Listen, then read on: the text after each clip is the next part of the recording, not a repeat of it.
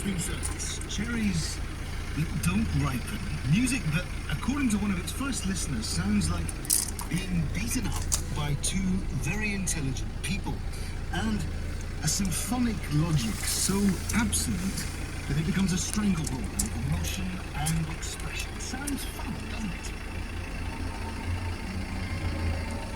Well, I promise it is, because today we're diving headlong into a single symphony, a piece whose popularity is both totally justified and totally baffling, because this is a symphony of tragic nihilism, whose essence has been summed up as the revoking of the hopefulness of this composer's previous works.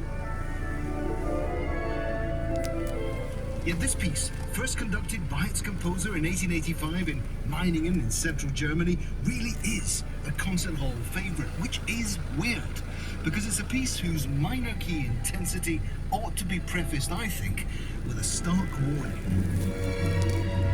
Abandon hope, O ye who dare to listen.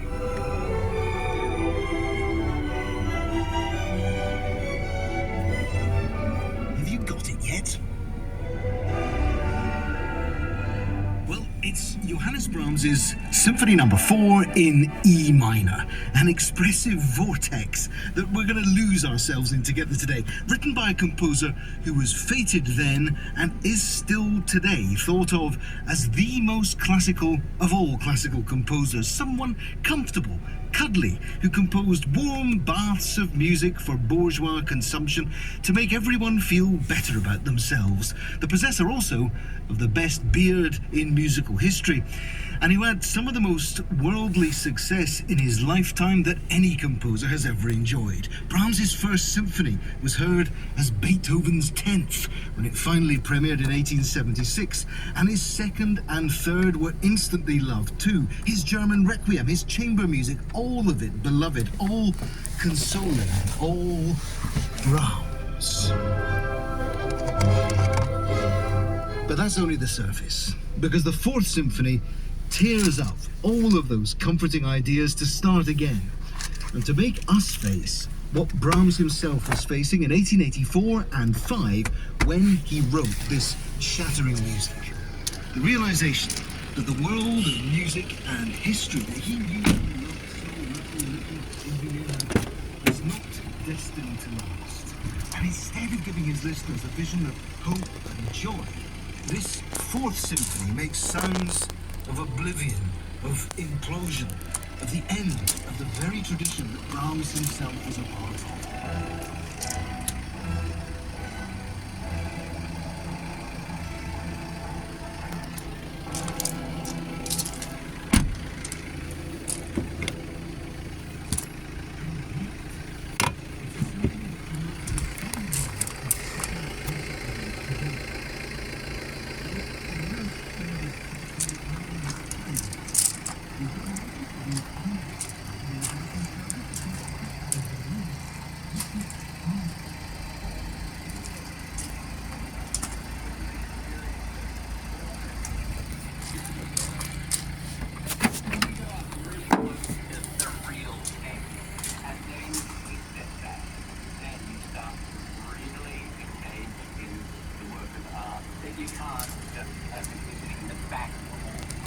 We'll also discover other composers.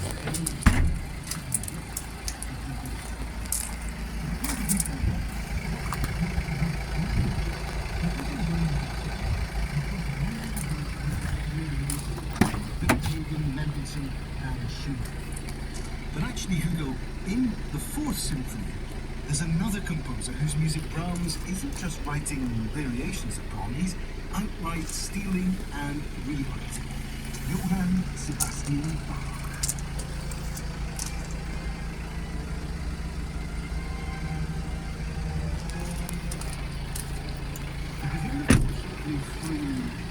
Brahms rewrites one of the main ideas in a cantata by Bach, BWV 150, called Nachher verlanget mich, for thee I long, O Lord.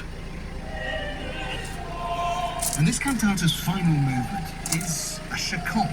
Now that just means a musical form with a bass line that keeps repeating over and over again. It sounds like this.